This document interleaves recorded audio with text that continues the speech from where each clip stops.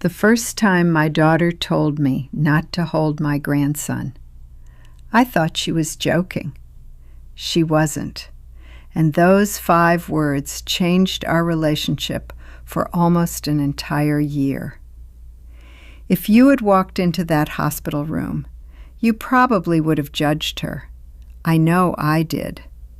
What I didn't know then was that she wasn't trying to protect her baby from me. She was trying to protect me from a fear she'd carried since she was 16 years old. My name is Helen. I'm 69 years old. For as long as I can remember, I dreamed of becoming a grandmother. Not because I wanted another baby in the family, because I wanted one more chance to give the kind of love that asks for nothing in return. My daughter Emily and her husband Daniel had been trying to have a baby for almost 5 years.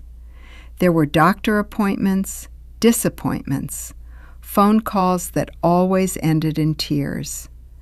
More than once, Emily told me, "Maybe we're just not meant to be parents." Every time she said that, I hugged her and reminded her that hope doesn't always arrive on our schedule. When she finally called to tell me she was pregnant, she didn't even finish the sentence before we were both crying. For the next 9 months, our lives revolved around that little boy. I knitted tiny blue socks, bought children's books I'd once read to Emily, even took Robert's old rocking chair out of storage. My husband had built it the year Emily was born. He passed away 6 years ago. Before he died, he used to smile whenever he saw the chair. One day, he'd say, "Our grandkids will fall asleep right there." Every time I looked at it, I imagined holding my grandson in my arms. I never imagined that moment wouldn't come. The morning Emily went into labor, Daniel called me before sunrise. "Helen, it's time." I don't think I've ever dressed so fast in my life. By the time I reached the hospital, Emily had already been in labor for several hours. She looked exhausted, but when she saw me, she smiled. "Hi, Mom." I kissed her forehead. "You've got this." She squeezed my hand. "I hope so." A few hours later, the most beautiful sound I'd ever heard filled the room, a baby's first cry. I started crying before I even saw him. The nurse wrapped him in a soft white blanket. Daniel couldn't stop smiling. Emily looked at her son as though the whole world had suddenly become quiet. Then the nurse turned toward me. She smiled warmly. Would Grandma like to hold him? My heart almost burst. I stood up slowly, held out my arms. I had waited years for this moment. Then Emily spoke. "Mom?" Her voice was barely above a whisper. "Please don't." I smiled, thinking she'd misunderstood. "It's okay. I've got him." She looked directly into my eyes. Her face wasn't angry. It wasn't cold. It was terrified. "No. Please, don't hold him." The room went completely silent. The nurse looked confused. Daniel stared at the floor. I froze with my arms still outstretched. For a second, I couldn't even breathe. I slowly lowered my hands. "Oh, I'm sorry." The nurse awkwardly handed the baby back to Emily. Nobody spoke. Nobody knew what to say. I stayed another 15 minutes. I complimented his tiny fingers, his little nose, his beautiful dark hair. I smiled the entire time. At least, I think I did. Because the moment I walked into the parking lot, I sat inside my car, closed the door, and cried harder than I had since Robert's funeral. On the drive home, I kept asking myself the same question. What had I done wrong? I had no idea that the answer wasn't in that hospital room. It was hidden more than 20 years in my past. The weeks after Noah was born became the longest weeks of my life. At first, I convinced myself the hospital had simply been an emotional moment. Emily had just given birth. She was exhausted. Hormones can make people react in ways they normally wouldn't. I told myself everything would be different once they came home. It wasn't. The first time I visited their house, I brought homemade chicken soup. Emily had always loved my soup when she wasn't feeling well. Daniel opened the door with a tired smile. "Hi, Helen. You didn't have to bring anything." I wanted to. The house smelled like baby lotion and fresh coffee. I could hear Noah crying somewhere upstairs. Without thinking, I smiled. "I'll go get him." Emily's voice stopped me before I reached the staircase. "I've got him." A few seconds later, she came downstairs carrying Noah against her shoulder. He was so tiny, so peaceful. His little hand rested against her sweater. I held out my arms without even realizing it. "May I?" Emily hesitated, just for a second. Then she gently shook her head. "Maybe later." I forced a smile. Of course. But later never came. That afternoon, Noah fell asleep in Emily's arms, then in Daniel's. When Daniel stood up to answer the door, I thought, finally. Emily carefully took Noah back before I could say a single word. She wasn't rude. She wasn't angry. She simply never let him leave her arms when I was nearby. It happened again the following week, and the week after that. Every visit ended exactly the same way. I left without ever holding my grandson. One Sunday, my sister Linda invited everyone over for lunch. The entire family came: Emily, Daniel, baby Noah, my nieces, my nephews. The house was full of laughter. Noah had just finished his bottle when Emily placed him in a baby seat beside the couch. For the first time, he wasn't in anyone's arms. I walked over slowly, knelt beside him. He looked up at me with the biggest blue eyes I'd ever seen. Then he smiled, a real smile. My heart melted. I reached out and gently touched his tiny hand. He wrapped all 5 little fingers around one of mine. "Well," I whispered, "I think you know who Grandma is." Everyone laughed softly. Then something happened. Noah stretched both little arms toward me. Even Linda smiled. "Oh, Helen, he wants you." I carefully slipped one hand beneath his back, the other beneath his tiny legs. Before I could lift him, Emily crossed the room faster than I'd ever seen her move. "No." Her voice wasn't loud, but it stopped everyone. She picked Noah up immediately, held him tightly against her chest. The room fell silent. I looked around. Nobody knew where to look.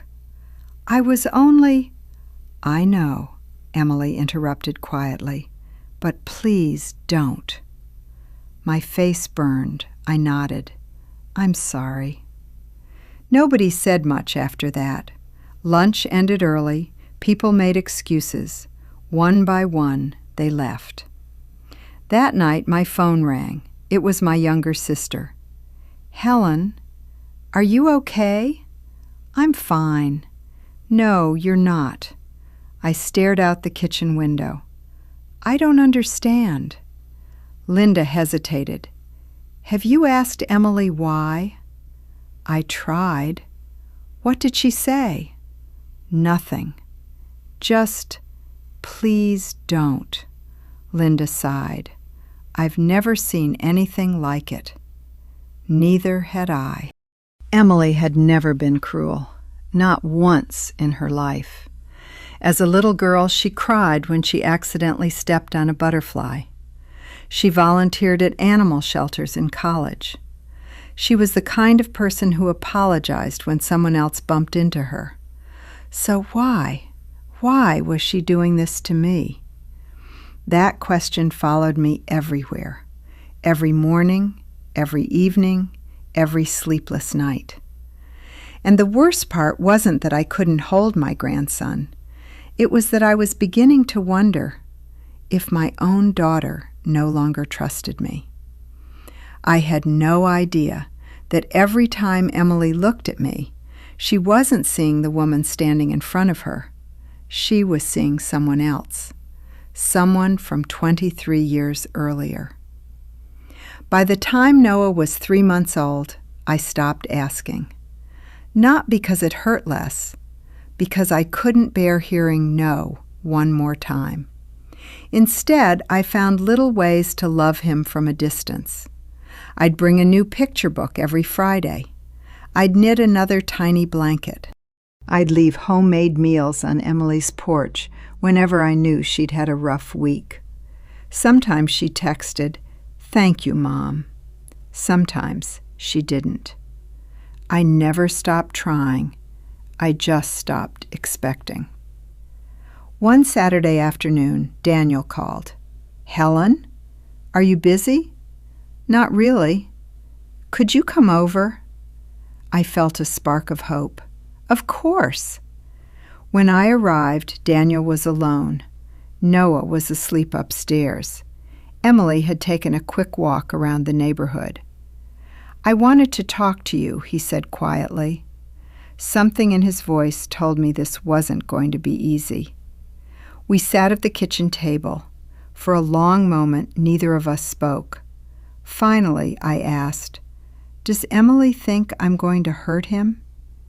Daniel looked genuinely surprised. "What?" "Our grandson. Is she afraid I'll drop him?" He rubbed his forehead. "No." "Then what is it?" He stared into his coffee. "I promised I wouldn't tell you." The words hit me harder than I expected. "So there is a reason." "Yes." "Does it have something to do with me?" He nodded. I felt my stomach tighten. "What did I do?" "You didn't do anything." "Then why won't she let me hold my own grandson?" Daniel sighed.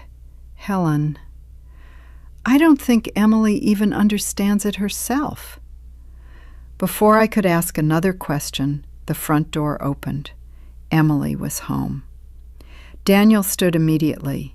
"We'll talk another time." His face told me the conversation was over. For now. That evening, I couldn't stop thinking about what he'd said. "You didn't do anything." Then why did it feel like I was being punished? For the first time, I started questioning my own memories. Had I forgotten something? Had I ever dropped Emily when she was little? No, never. Had I ever frightened her? Not that I could remember. The more I searched, the less I understood. A week later, Noah turned 4 months old. Emily invited the whole family for dinner. I almost declined. The last few visits had left me emotionally exhausted. But I missed my daughter. And I missed the little boy who smiled every time he saw me. So I went. Everything felt normal. People laughed. Daniel grilled burgers. The cousins played in the backyard. For a while, I almost forgot the distance growing between Emily and me. Then Noah started crying. Emily was carrying a tray of food. Daniel was outside. Without thinking, I stood up. "I'll get him." Emily froze. For one brief second, I thought she might actually say yes. Instead, she almost dropped the tray, trying to reach him first. "No!" The word came out so suddenly that everyone turned toward us. Emily picked Noah up before I could even reach the stroller. Her breathing was fast. Her hands were shaking. I had never seen her like that, not even during labor. The room went completely silent. Emily looked around, realized everyone was staring. I'm sorry." Then she hurried upstairs with Noah. No one moved. Daniel slowly put down the serving spoon he was holding. "I'll check on her." He disappeared upstairs. The backyard felt strangely empty. A few minutes later, my older brother quietly sat beside me. "Helen, I think your daughter needs help." I looked toward the staircase. "So do I." When I got home that night, I found an old photo album on the top shelf of my closet. I hadn't opened it in years. Inside were pictures from Emily's childhood: birthday parties, school plays, camping trips. Then one photograph slipped onto the floor. It showed Emily at 16, standing beside my hospital bed. Her face was pale, her eyes swollen from crying. I picked it up slowly. That's when I remembered. Not everything, just enough to realize there was one day from her teenage years that we had never spoken about again. And for the first time, I began to wonder if the answer I'd been searching for wasn't hidden in the present at all, but in the worst afternoon of my daughter's childhood. I couldn't stop thinking about that photograph. Emily was 16. I was lying in a hospital bed. She looked terrified. How had I forgotten that day? The more I tried to remember, the more pieces came back. I remembered making breakfast, pouring coffee, calling Emily downstairs before school. Then, nothing. The next thing I remembered was opening my eyes in the emergency room. The doctor later explained that I'd fainted because of a heart rhythm problem. It had lasted only a few seconds. After medication and several tests, I recovered completely. Within months, my cardiologist told me I could live a perfectly normal life, and I did. 23 years passed. Not once, not a single time, did it ever happen again. To me, it became an unpleasant memory. Eventually, I stopped thinking about it altogether. Apparently, Emily never did. The following afternoon, Daniel called again. "Helen, could we meet?" This time we met at a small coffee shop halfway between our houses. He looked exhausted, like someone who hadn't been sleeping. "I can't keep watching this," he said quietly. "Watching what?" "The two of you." He looked out the window for a moment. "Emily loves you." "I know she does." "No, I don't think you do." I frowned. "What does that mean?" He took a deep breath. "The day you collapsed, Emily thought you had died. I felt the air leave my lungs." "What?" "She was 16. She saw you fall. She couldn't wake you. She was the one who called 911. My hands began to shake. I never knew. Because no one ever talked about it." He nodded slowly. "The doctors explained everything. Your heart was fine. You recovered. Life moved on." He paused. "Except for Emily." I stared at him. "She still thinks about that day?" "Every week. Sometimes every day." I couldn't believe what I was hearing. "Daniel, It's been 23 years. I know. But fear doesn't care how much time has passed. He looked down at his coffee. When Noah was born, something changed. Every time she imagined you holding him, she imagined you collapsing. I felt tears filling my eyes. No. She knows I'm healthy. She does. But fear isn't logical. She told herself, what if this is the one time it happens again? What if Mom falls while holding my baby? He looked at me with genuine sadness. She isn't afraid of you. She's terrified of losing you, and terrified of losing Noah. I covered my mouth. For nearly a year, I had believed my daughter no longer trusted me. The truth was almost unbearable. She trusted me completely. She just didn't trust her own fear. That evening, I drove straight to Emily's house. I didn't call first. I simply knocked. When she opened the door, her face immediately changed. Mom? I need to talk to you. She stepped aside. We sat together in the living room. Neither of us spoke for almost a minute. Finally, I looked at her and quietly asked, "Do you still see me lying on that kitchen floor?" Her eyes instantly filled with tears. She didn't ask how I knew. She simply nodded. I've never stopped seeing it. One tear rolled down her cheek. I still hear myself screaming your name. My heart broke. I thought I was losing my mom. I reached for her hand. For the first time in months, she didn't pull away. I never knew you carried that alone. She started crying harder. Because it sounds ridiculous. No, it doesn't. I know the doctor said you were fine. I know it never happened again. I know all of that. She struggled to finish the sentence. But every time you reached for Noah, I wasn't 38 anymore. I was 16. And I was watching my mother fall all over again.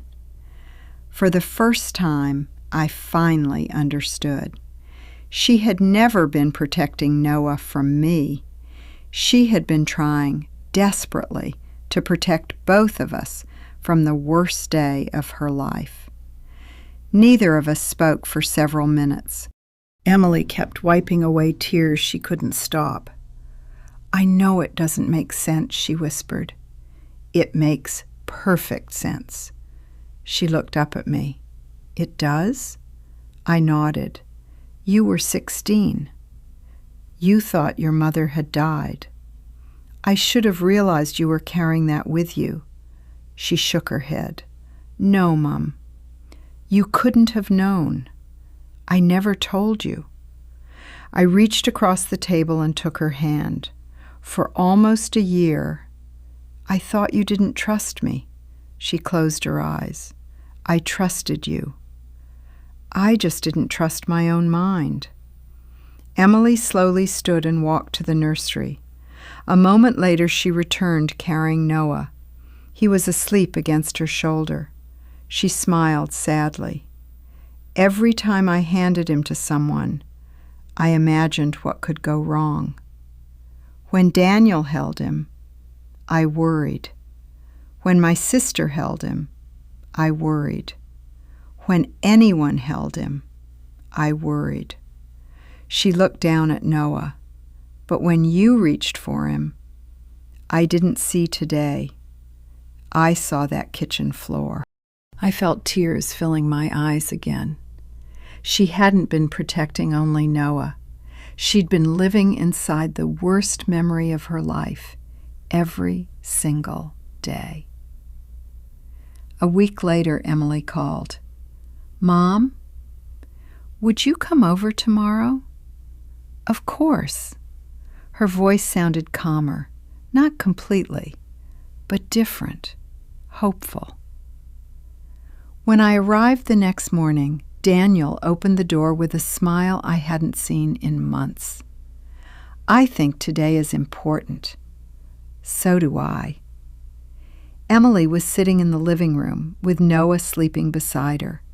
She looked nervous, almost as nervous as I felt. I talked to someone, a therapist. I smiled gently. I'm proud of you. She took a deep breath. She asked me one question. What was it? Emily looked at me. She asked, "Has your mother ever fainted while holding a child?" I blinked. No. Has she fainted in the last 23 years? Again. No. Emily nodded slowly. I knew the answers. I just couldn't believe them. She laughed quietly through her tears. My head knew. My heart refused. Daniel quietly picked Noah up from his bassinet. Instead of handing him to Emily, he walked toward me. He stopped only a few inches away. Then he looked at his wife. Emily's eyes immediately filled with fear. I saw it. The panic. The memory. She closed her eyes for a second, took one slow breath, then another. Finally, she nodded. Daniel turned to me. Very carefully, he placed Noah in my arms. Everything around me disappeared. The room, the walls, the furniture. It was just me and my grandson. He stretched, yawned, opened his eyes, then looked directly at me. "Hi there," I whispered. "I've been waiting a long time to meet you." A tiny smile crossed his face. I laughed softly. "So everyone says you smile like your grandfather." Behind me, I heard Emily crying. Not loudly, quietly. The kind of tears that come when fear finally begins to let go. I looked up. She was smiling. Through all those tears, she was smiling. "I'm sorry, Mom." I gently rocked Noah. "You don't have to be." "Yes, I do." "I stole almost a year from you." I shook my head. "No. Fear did. And today, you finally took it back." Emily walked over. For the first time since Noah was born, she wrapped one arm around me and the other around her son. The three of us stood there together. No fear, no distance. Just 3 generations, finally sharing the same embrace. But I didn't yet realize the greatest surprise was still waiting for me. Holding Noah for the first time felt nothing like I had imagined. It wasn't excitement. It wasn't relief. It was something much deeper. For almost a year, I thought I'd lost my daughter. In reality, she had been fighting a battle I couldn't even see. As I gently rocked Noah in my arms, I looked at Emily. She wasn't watching the baby. She was watching me, waiting, listening, almost expecting something terrible to happen. Then, after a few quiet moments, I smiled. "So, I guess he's finally decided Grandma is safe." Emily laughed. It was a small laugh, the kind that escapes after carrying too much fear for too many years. "I think I'm the one who finally decided." Over the next few months, everything slowly changed. Not overnight. Fear rarely disappears that way. But every visit became a little easier. Emily no longer rushed across the room whenever I picked Noah up. She stopped counting every step I took. She stopped watching my hands. Instead, she watched Noah smile. And little by little, the memories in her mind became weaker than the moments happening right in front of her. One afternoon, while Noah was napping, Emily handed me a small cardboard box. I found this in the attic. Inside were old family photographs, birthday parties, school concerts, summer vacations. Then I found the one from the hospital. Emily, 16 years old, standing beside my bed. I looked at it for a long time. "I'm sorry," I whispered. She frowned. "For what?" "For thinking you were pushing me away." She immediately shook her head. "No, I'm the one who's sorry." I let my fear become louder than my love. I reached across the table and squeezed her hand. "You know something?" "What?" "If you had told me the truth the first time, I would have understood." She smiled sadly. "I know. I just didn't understand it myself." A few weeks later, Emily invited the whole family over for Noah's first birthday. The backyard was filled with balloons. Children were laughing. Daniel was trying to light the barbecue while everyone offered advice he didn't need. For a moment, I simply stood on the porch and watched. Robert would have loved this. He always said a home should never be too quiet. Emily walked over carrying Noah. Without saying a word, she placed him in my arms. Then she disappeared into the kitchen. No hesitation, no fear, no second thoughts. Daniel noticed. He smiled at me. That's the first time she's walked away while someone else was holding him. I looked across the yard. Emily glanced back. Our eyes met. She smiled. Not the smile of someone pretending everything was okay. The smile of someone who had finally put down a burden she'd carried for more than 20 years. Later that evening, after everyone had gone home, I sat alone in Robert's old rocking chair, the same one I'd taken out of storage before Noah was born. For months it had stood empty. Now it held one of my happiest memories. I gently ran my hand across the smooth wooden armrest. Robert used to tell Emily something whenever she was scared. She couldn't have been more than 7. He'd kneel beside her and say, "Your mind will always imagine the worst, but don't forget to give your heart a chance to remember the truth." I never truly understood those words until now. Emily's mind had kept her trapped in one terrible afternoon.